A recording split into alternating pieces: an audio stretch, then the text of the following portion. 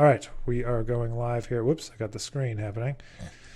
And okay, I think things are working right now. So hello, it's Friday. It's May 1st. Welcome back to another Q&A session. I'm happy to answer some questions today on whatever you guys want to talk about. Guess who? It's Cody. How old are you? 31.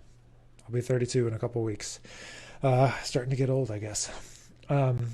I'm really excited this week. I just launched a video this morning with some updates to the virtual studio. If you're a person that has been wanting to check out the virtual studio, there's some new new offerings. So you can check those out. Oops, sorry.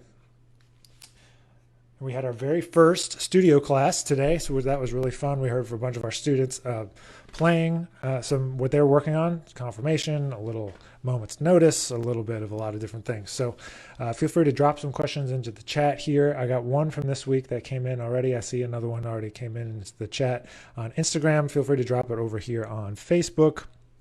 Feel free to say what's up in the chat. Kind of scrolling through. The audio is echoey. That could be. I'm trying to figure out the best way to stream audio from the computer over to there. I see. Oh, it's echoing. Okay. Well, I'll just unplug it. All right. I'm sure it's fine like this. Probably better now. Okay. Less echo, I hope. So I'll start with some questions. Feel free to drop some in as we go, but there's a great question from Leo McMullen. He asked, what trombone solos do you think every trombonist should transcribe? So I think that depends on your level, number one, and I think it depends on what you're trying to get better at. But for every trombonist, if you're going to start, it also depends on where you're starting and kind of your ability to play the trombone when you start transcribing. So those are all factors when what we're going to say. But I'm going to say that the first solo I recommend for people that are just starting out and they haven't transcribed anything yet is Miles Davis on So What. Now, I know it's not a trombonist, but I do think it's a very accessible solo. There's not a lot of changes. There's not a lot of harmony. It's not crazy. It's very melodic. You can kind of get inside the sound. You can definitely understand what he's playing, and it all comes from that Dorian scale. So you can know what the source material is before you even go and start transcribing. So it's very easy to start with. So that's what I think. I think that that one's good. And then trombone solos, I think that are important to transcribe are Curtis Fuller on Blue Train, J.J. Johnson on Laura, J.J. Johnson on Misterioso, J.J. Johnson Yesterdays, J.J. Johnson Pennies from Heaven, J.J. Johnson Old Devil Moon, J.J. Johnson. There's a lot of JJ solos, and then pretty much anything from Steve Davis where he's playing over a standard. There's some really, really great solos. He's got a great one on Stablemates. He's got a great one on Have You Met Miss Jones? It Could Happen to You.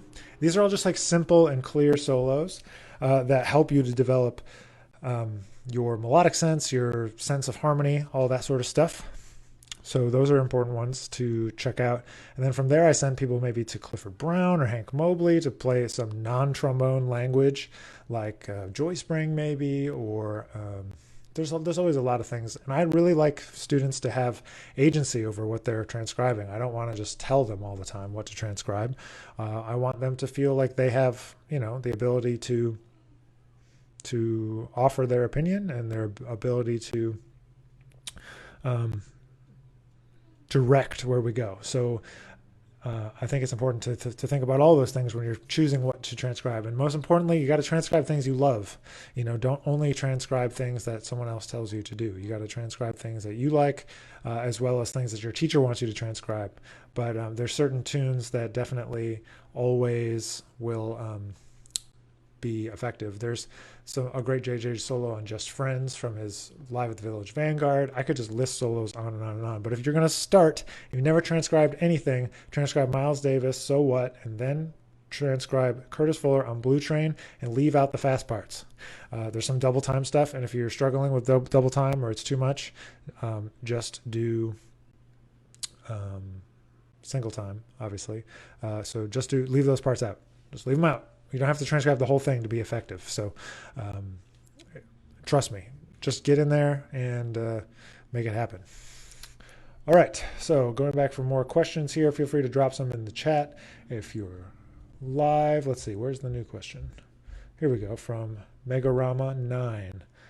How do you work on endurance without feeling burnt out all the time? Well, I'm not sure, Meg, if you're thinking of like mental endurance or if you're thinking about chop-wise endurance. I mean, the best way to work on endurance is to play all day on and off. So that means like play half an hour on, half an hour off, half an hour on, half an hour off, or be involved in as many musical activities as you can be, meaning rehearsals and stuff, but obviously nobody can do that right now. So that's not super relevant. Yeah, chop wise. Okay, great. So take lots of breaks and play all day. Play all day. That's how you develop endurance, is playing a lot.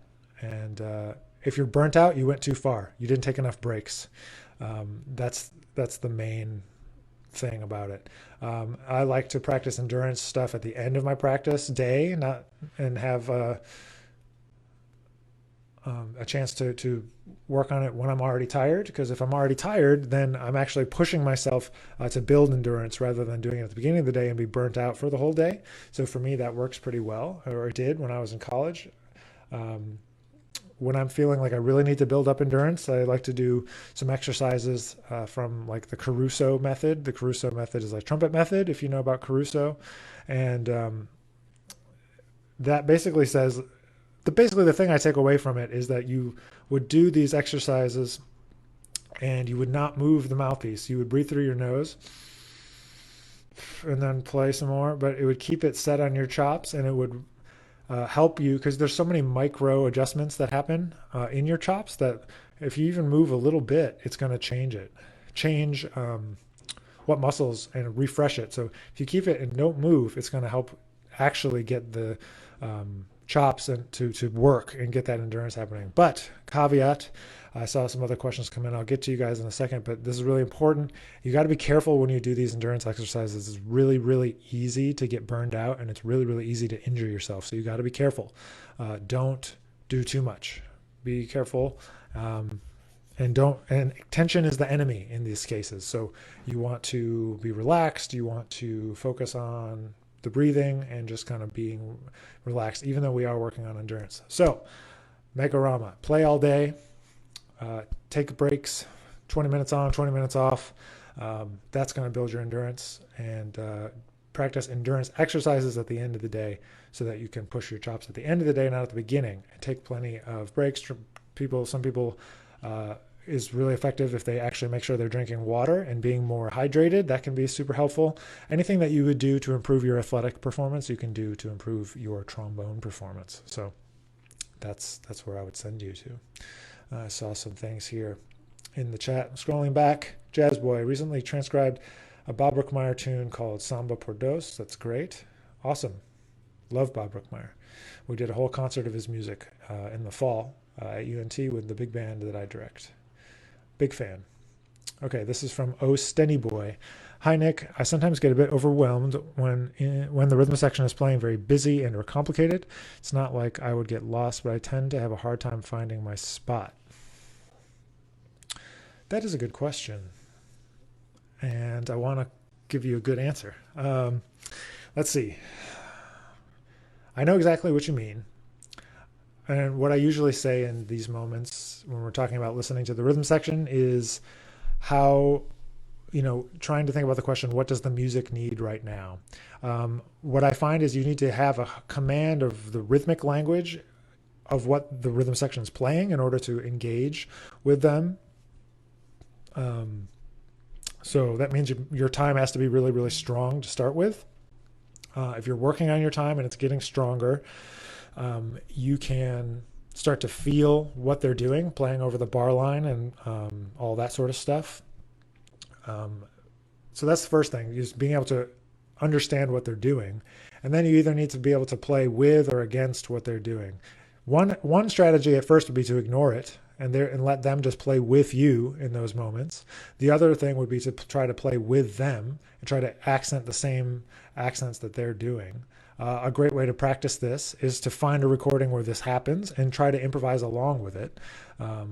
It's on some play-alongs. If you listen to some of the Aebersolds, it does happen from time to time that there'll be some kind of interactive moment and you can hear it.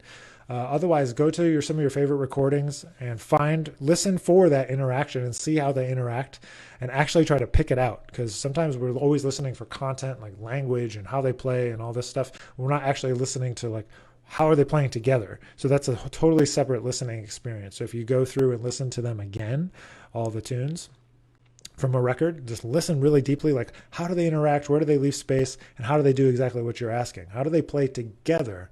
Do they play the same thing? Are they bouncing off of one another? Are they doing something totally different than that? So play with them, play against them, and just you have to expand your listening to understand, like when they play something that's a cross rhythm or they play something that's complicated, what are they hearing? What context is that coming from in their head? You need to have that context as well to be able to actually be able to participate in that conversation. You have to know what the words are that they're saying. You have to know what they're asking you, So expand your listening. Listen for how those things are interrelated. Listen for that interaction. Listen for how they play together rather than just what's happening. It's how they play together. So hopefully that helps. Play with them, play against them, play with the recordings that happens on, and then take it from there. Jimmy King 25. What genres of music do you listen to besides jazz? None. Jazz. I'm not a big fan. I'm not a huge fan of hip hop, rock. I stay in my lane. It could be any like subgenre of jazz, but basically that's what I listen to, and that's what I write, and that's what I play, and I'm just kind of focused in that way. And I don't think it's that bad. I mean, I've played plenty of those other kinds of gigs, but if I'm going to listen to something that I want to listen to, it's going to be that. I'm going to quickly jump over to Facebook here, and there's a question. Add this to broadcast from Nate Campbell. How do you work on playing fast tempos? Which is a good question, I think. Fast tempos. Okay. So what usually happens is that we don't practice them in kind of a strategic way. We have to practice playing fast, slow. I'll say that one more time. We have to practice playing fast, slow. So that means what kind of ideas are you trying to execute at the fast tempo, and how can we practice them at the slow tempo? So that means for me as a trombonist, I need to double tongue a lot of the time. So I need to practice the double tongue slow, and I also need to practice the vocabulary slow that I'm working on. So that means for me at least that I need to double tongue slow the vocabulary at this tempo. So I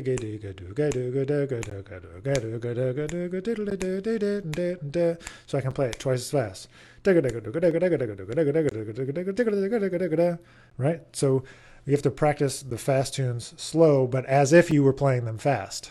I know it's kind of a weird thing to say, but it's exactly what you have to do, because you have to practice the vocabulary. You have to practice thinking at that fast speed, but slow.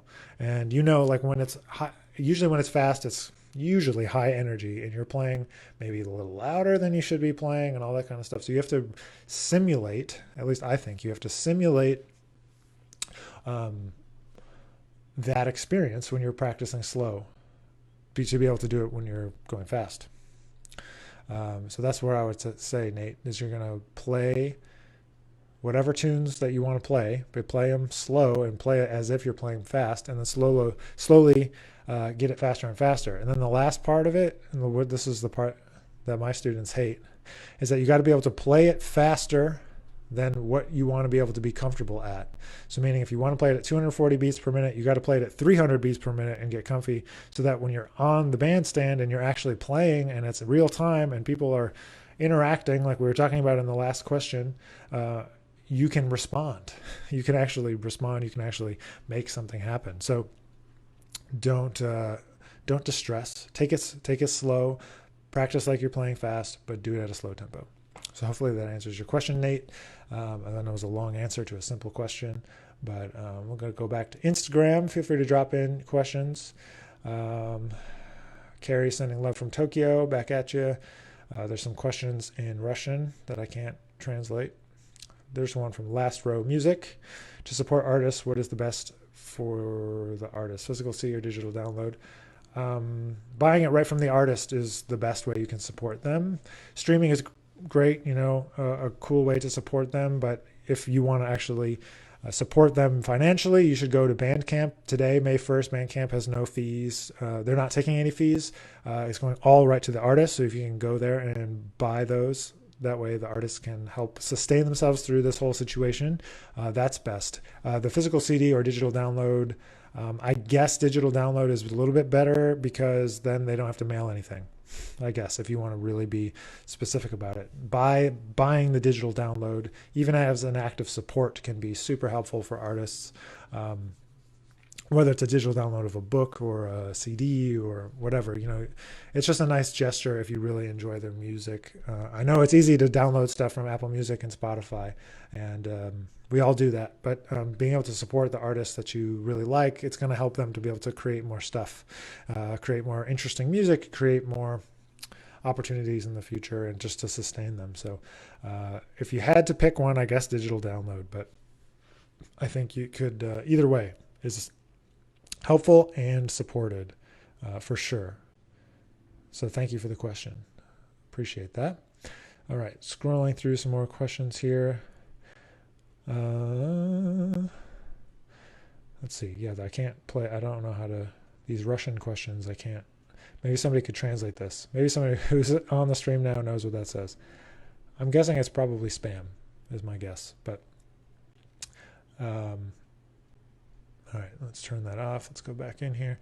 So feel free to drop in some questions. I'm really excited. Next week, I'm going to be really diving into sharing something about a really exciting summer program that I'm launching, a jazz trombone boot camp. It's up on my website already. People can check it out if they want. But it's going to be really cool. Just got a few really great guest artists lined up. All the people that you would want to probably talk about, all in one place. People like Marshall Jilks and Elliot Mason, Ryan Keberly, James Burton, myself, and we're going to be doing the summer jazz trombone boot camp. So if you want to take advantage of the fact that you're on this live stream and you can go and check it out first, it's up on my website, so you can go and check that out. But I'm really excited about that. And like I said, when I jumped on the stream, we had just gotten off a studio class that we started for the virtual studio. So if you want to keep your learning going this summer, or you want to delve deeper into jazz trombones learning stuff, we have the virtual studio that I've been running for the last 3 years, and we kind of some expanded offerings here for summer 2020 and probably into the future. But I won't spend this whole time turning this into an infomercial, I promise. I want to answer your questions if you guys have any. So drop them into the chat on Facebook, drop them into the chat on Instagram. I know sometimes like the hardest thing to do is to put yourself out there in a setting like a studio class. And if you have ever played for your peers as a trombonist or as a jazz musician playing for other jazz musicians, James, those black dots are just like a little overlay. I mean, no, they're bugs crawling all over the ceiling. No, they're part of the, I just made this little overlay for Facebook. The people that came into our studio class and played today, I was really glad to see them taking that step of putting themselves out there and playing for a very a knowledgeable audience. I think sometimes the scariest audience to play for is your peers and people in the industry, people that know you, like it can be very stressful, especially like playing last summer at the International Trombone Festival or similar things. I'm sure other people experience that. James, I'm glad you feel better now. My ceiling's not about to collapse. But awesome. Well, today's Friday, May 1st, and we had a couple good questions today, and feel free to drop one in the next couple of minutes here, or else we'll just kind of wrap up for today. Been doing a lot of video stuff this time. If you're not subscribed on YouTube, you might want to head over there. I post all these Q&As and lots of other stuff over there on YouTube, so subscribe to that channel and you'll see all the videos, educational and performance. There's one more question here from Evan P. Gonzalez. When did you realize that you wanted to pursue music, and what motivated you to go through it? I so I don't know. I don't know if there was a moment necessarily of like extreme clarity. There was lots of moments of encouragement that went towards wanting to do it. I decided I was going to pursue music in 10th grade. I was in a band that played at the Essentially Ellington thing in New York, and it was pretty inspiring to me to like just be in an environment with other musicians who wanted to study music seriously. And so that was what kind of first motivated me to do it. And then I just went all in. I kind of like, after my freshman year of high school, I don't necessarily recommend this, but I dropped all non-essential classes, and I just focused on music. I played in 3 bands and chorus and jazz band, just as much music as I possibly could.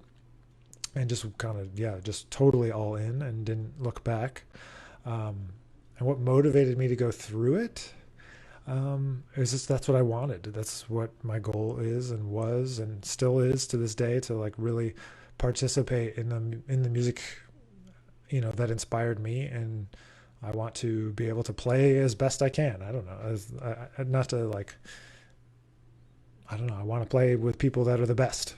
That's a goal of mine. I want to be as best as I can so that I can play with people that I revere as the best. And that's whatever field I had went into, I think I probably would have tried to execute at a high level. And I fell in love with jazz in 10th grade, and I had been obsessed with trombone before that. So I guess it was trombone first, and then jazz in 10th grade. And then I just, little successes built on little successes. But, it hasn't been all success. I wanted to go to Juilliard for my undergrad, but it didn't happen.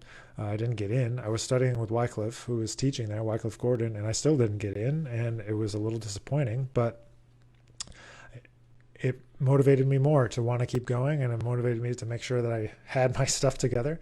And I really had that goal for my master's, and I really wanted to move to New York and really wanted to play in the New York scene. And I don't know, I just said there is no other option, and I'm just going to do it. And that's what I did. So I hope that answers your question, Evan. Let me see. There's a couple of questions here that came in. All right, I'm gonna try to answer these. From Lisa MBTS, she says, sorry, I'm guessing if it was a she, but I don't know why I said that because I have no idea.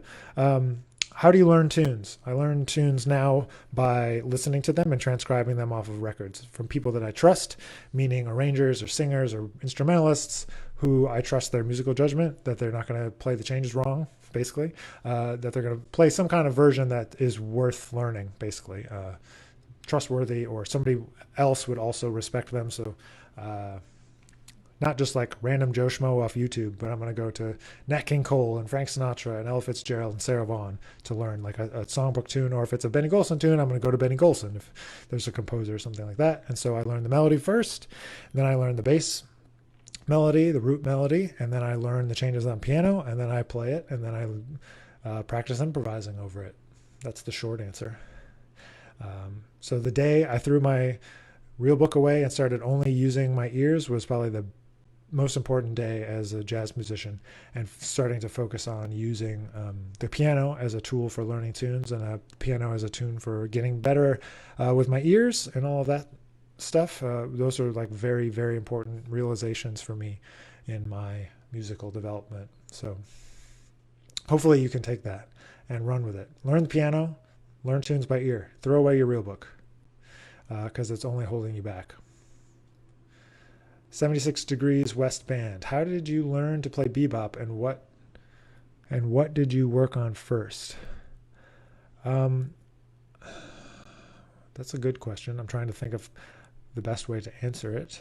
How did I learn bebop? I learned bebop by having a teacher who had me play bebop, first of all, and he would stop me and tell me when I was playing stuff correctly and when I was playing it incorrectly. And quote unquote correctly meaning like how it might have been played by Dizzy or Bird or JJ, just trying to emulate, right? So just trying to learn how to emulate as best you can first before you try to put your own spin on it. That's how I learned how to do it. So transcribing Bud Powell, transcribing Bird, transcribing Clifford Brown, transcribing Hank Mobley, transcribing, people that played bebop.